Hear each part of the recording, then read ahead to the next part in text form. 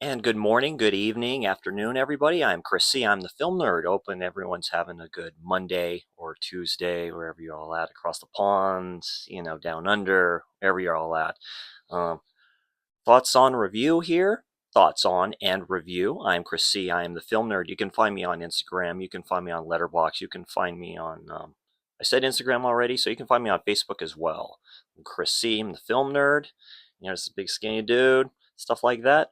Love films, love comic books, love anime, love manga, all that other stuff. If you like what you see here, hit the like, hit that subscribe, doing more videos and stuff like that. And let me all know how you like the new background that I have. I'm kind of going back to basics a little bit. Let me know if you like this kind of setup right here. I'm doing this from my bed and stuff, and of course my iPad and stuff like that's over here. Leave comments in the info bar. I really appreciate it and help this channel do better. Um, it'd be a nice thing to get to 300 subs, possibly. I know y'all want content. I'm trying to give y'all more good quality content here. So thoughts on, so this is a good one. So this is a 3-film set from Warner Brothers. I think you can still get this on Amazon, but we have 2001: Space Odyssey, Clockwork Orange, and The Shining. We're talking about Stanley Kubrick's The Clockwork Orange. Quick thoughts on Stanley Kubrick. What a great director. He's done some all-timers.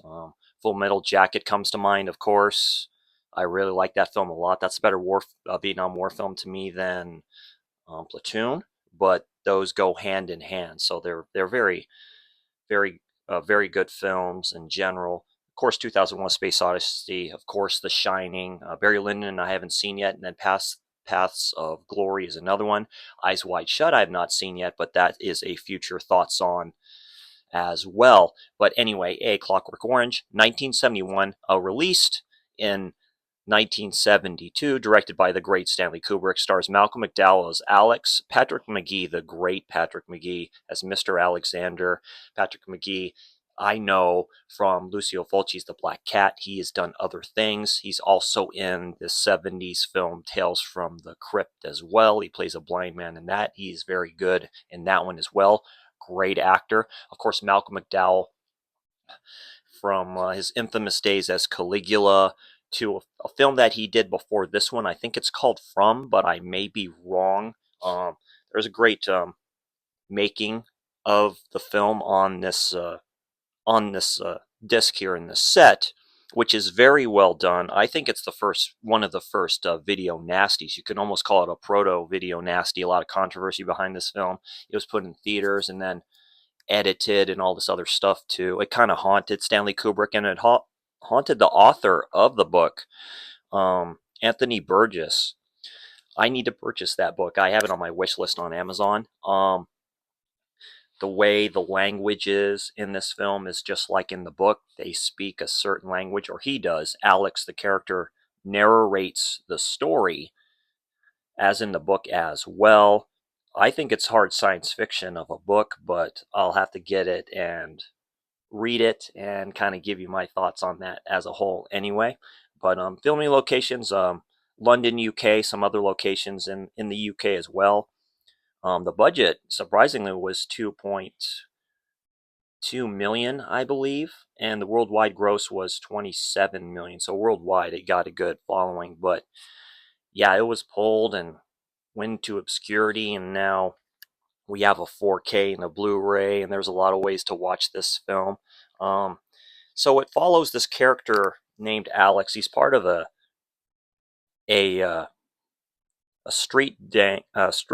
You could say him and his two other blokes were friends, and all in white hats and all this stuff too. And it starts out with his narration, and they're like drinking milk in this milk bar, which is very trippy. It's definitely a Stanley Kubrick film. I love the cameras, shots, the cinematography is done very well, but with what he had, Kubrick did a good job. It's supposed to be a dystopian future, and this is what I like is the language of how Malcolm McDowell's character as Alex narrates it, from him being a street thug. Basically, they sleep during the day and then they run roughshod during the night. He doesn't respect his parents. It's definitely a tale of youth versus the system, young versus old. They beat up an elderly man. It's supposed to be a dystopian future, so Kubrick picked some very good locations for this film to make it feel very dystopian, very like dirty and all this other stuff as well. And he and his buddies hatch up a plot. Well, first off, McGee's character is Mr. Alexander. They go to his house, they sexually assault his wife. She dies because of that. That's a little bit of a spoiler here. Puts McGee's character, Mr. Alexander, in a wheelchair, but he gets caught. His friends hatch up a plan to rob this place owned by this artist. They call it a cat lady, and Alex's character accidentally basically kills her with this like sculpture of a penis basically, and you kind of see the sexual overtones in here. Malcolm McDowell is very good, and so they do this new program to re-educate him. So basically, he no longer commits any of these crimes. He goes to this prison ran by this dude called the Chief Guard. Very altruistic. I guess there's a way of kind of saying that, but you kind of see what Kubrick was going for here with these characters. It's off the wall. It's very, very dark comedy, very gritty. Um, yeah, the scene in McGee's home, Mr. Alexander's home, basically Alex, Malcolm McDowell ad-libbed "Singing in the Rain" by, I think, Cary Grant. I could be wrong, but for the singer from the original film, McDowell said later on in a party, quite a few years later, the person that originally sung that just like shunned the hell out of him, just walked away, he was so pissed off about it, just using that, because Kubrick asked him, can you like, you know how to sing, can you like kind of sing a song? And he ad-libbed that whole song and dance scene and stuff. Malcolm McDowell's a very good actor, of course. Um, Patrick McGee is a great actor as well. And they re-educate him. They re-educate him to be a good person to the point where there's scenes where he's watching these death camp films, and they have an actual doctor there, doctor in real life, holding up his eyes with these clips and making sure he puts the solution so the eyes don't dry up and all this other stuff. It's horrific scene. Props to Malcolm McDowell for just he had issues during the filming of this. I know he damaged his cornea, I think, to where he could hardly see out of it or couldn't see out of it. A lot of stuff going on in this film as well. So they re-educate him to where he's like an outstanding citizen.